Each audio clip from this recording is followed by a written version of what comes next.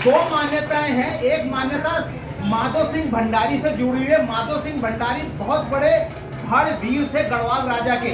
और आपको याद होगा जो मलेथा में नहर बनाई है, उन्होंने मलेथा की नहर टकोली गाड़ से जो रूखा खेत था, सूखा खेत था, उखड़ी, वहां पर पानी लेके आए थे। केवल गढ़वाल नरेश के एक राजा के सेनापति ने टोंट कस दिया था माधो सिंह भंडारी पे कि माधो सिंह भंडारी लेट इसलिए आता है दरबार में क्योंकि वो पौधा झुमोरा खाता है।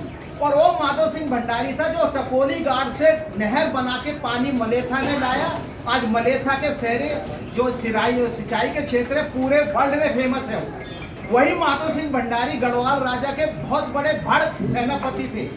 और गढ़वाल के ऊपर हमेशा चार साइड से आक्रमण होता रहा है। पश्चिम से सिरमौरी लोग, हिमाचल के लोग अटैक करते थे। बाद में गढ़वाल के राजा ने सिरमौर को जब परास्त किया, सिरमौर की लड़की से शादी की, तो सिरमौर ने अपना जौनसार बाबर का इलाका दहेज के रूप में गढ़वाल को दे दिया था। तो जौनसार बाबर हमें सिरमौर से मिला है। तो सिरमौर से हमारा आक्रमण होता था। दक्षिण से रोहेले मुसलमान हमारे ऊपर आक्रमण करते थे। पूरब से नेपाल के लोग आक्रमण करते थे, कुमाऊं से भी होता था। और उत्तर से तिब्बत घोट भी आक्रमण करता था। चारों तरफ से आक्रमण करने में उस जमाने में जब तिब्बत से आक्रमण हुआ तो माधो सिंह भंडारी को सेना के साथ भेजा गया तिब्बत में अटैक करने के लिए। और माधो सिंह भंडारी ने कसम खाई कि मैं दिवाली के दिन लौट के आऊंगा, और दिवाली के दिन लौट के आऊंगा और उस दिन मेरा शानदार स्वागत होना चाहिए श्रीनगर में। गढ़वाल राजा ने वायदा किया कि स्वागत होगा, लेकिन माधो सिंह भंडारी भोट के दुर्गम इलाकों में फंस गए। भोट तिब्बत का गढ़वाली और कुमाऊनी शब्द है, उसी से भोटिया वर्ड निकला है, वो बाद में बताएंगे कभी।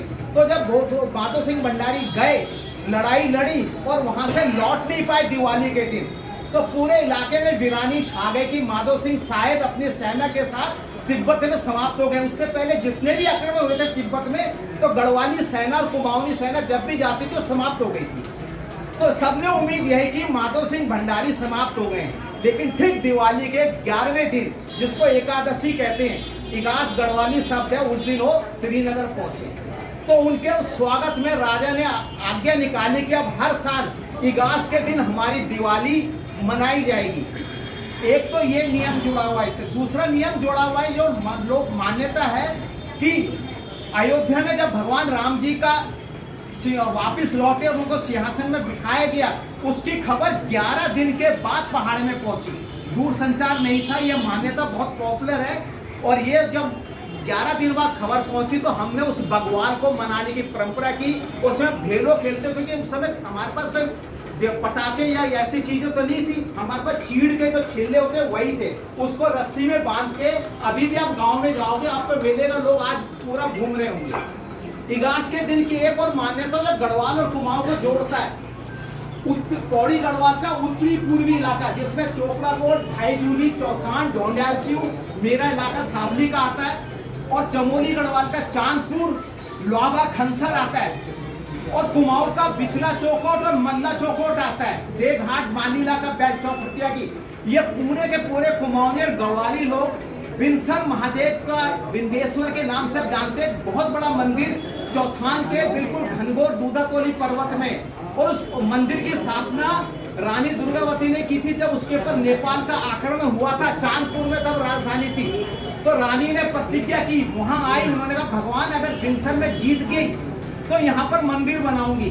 तो उन्होंने मंदिर बनाया। नेपाल से जीतने के बाद दुर्गम इलाके में मंदिर है, लेकिन अगर आप जाना चाहो तो केवल 3 किलोमीटर पैदल रास्ता रह गया। मैंने तो 21 किलोमीटर पैदल, अब 3 किलोमीटर है। तो वहां पर आज रात को ये पूरा इलाका जो है बताया, दोबारा रिपीट करूंगा, चमोली गढ़वाल से चांदपुर, लोहाबा, खनसर और बरहान भी आता है। पौड़ी गढ़वाल से ढाई जूली, चोपड़ा कोट, चौथान, ढोंडियाल सिऊ, सावली, और कुमाऊं का मल्ला चौकोट, बिचला चौकोट, चौखुटिया के लोग, वो सब लोग आज शाम को वहां पहुंच गए होंगे। और सब ने जगह जगह अपने अड्डे बनाए होंगे। वहां पर आग जल रही होगी और लकड़ी जंगल है, आग जल रही होगी। सब वहां नाचेंगे, रात भर वहीं रहेंगे। और कल सवेरे एकादशी के पहले दिन, एकादशी के प्रातः बिनसर में एक स्रोत है पानी का, उसमें नहाते हैं। उस नहाने की परंपरा बहुत शुद्ध मानी जाती है। तो रात भर का मेला उस बैट में चलता है। गढ़वाल कुमाऊं की संस्कृति का इकलौता उदाहरण है ये इगास का मेला। तो इस इगास के मेले में थोड़ी सी जानकारी के साथ मैं आपको धन्यवाद देता हूँ। नमस्कार।